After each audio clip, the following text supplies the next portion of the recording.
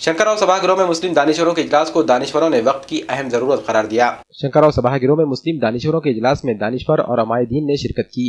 इस इजलास में कांग्रेस पार्टी के सीनियर लीडर वाजिद अंसारी ने अपने हामियों के साथ शिरकत दर्ज की।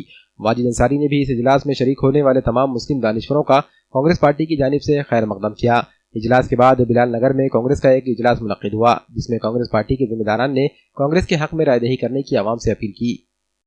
आज का जो प्रोग्राम रखा गया था शंकरराव सभागृह हाल में, तो जिसका मकसद ये था कि इंटेलेक्चुअल लोग, जो बुद्धिमान लोग, जो बड़े बड़े बिजनेसमैन हैं, डॉक्टर्स हैं, इंजीनियर्स हैं, इनकी अहम खुसूसी मीटिंग रखी गई थी, जिसमें अली जनाब अशोकराव जी चौहान साहब और डीपी सावंत साहब, मिर्ज़ा वजाहत साहब MLC पूसत, वो सब लोग तशरीफ़ लाए और बेहतरीन अंदाज में प्रोग्राम हुआ।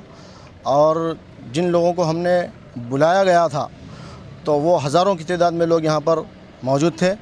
और मैं समझता हूँ पूरे नांदेड़ शहर ही नहीं बल्कि पूरे ज़िले के लोग यहाँ पर, जो इंटेलेक्चुअल लोग जो है वो यहाँ पर आए और हमारे प्रोग्राम को भी कामयाब बनाया।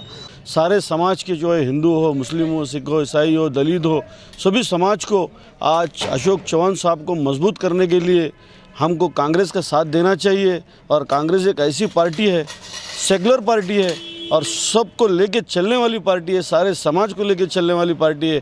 आए हुए सभी जिम्मेदारों का मैं शुक्रिया अदा करना चाहता हूं कि आदरणीय अशोकराव चौहान साहब के नेतृत्व में, डीपी सावंत साहब और वजाहत मिर्ज़ा जी के नेतृत्व में और जितने भी जिम्मेदार हैं, सभी को, दानिशमंदों को बुलाया इसलिए गया था कि आपके माध्यम से जो लोग बाअसर आपकी बात को समझते हैं और बिल्कुल समझाने की ज़रूरत है, क्योंकि मैं समझता हूं कि जो काबिल लोग हैं, हम जिनको काबिल समझते हैं, उनकी बात को हमारी जनता मानती है। इसलिए हमने ये आज प्रोग्राम रखा था।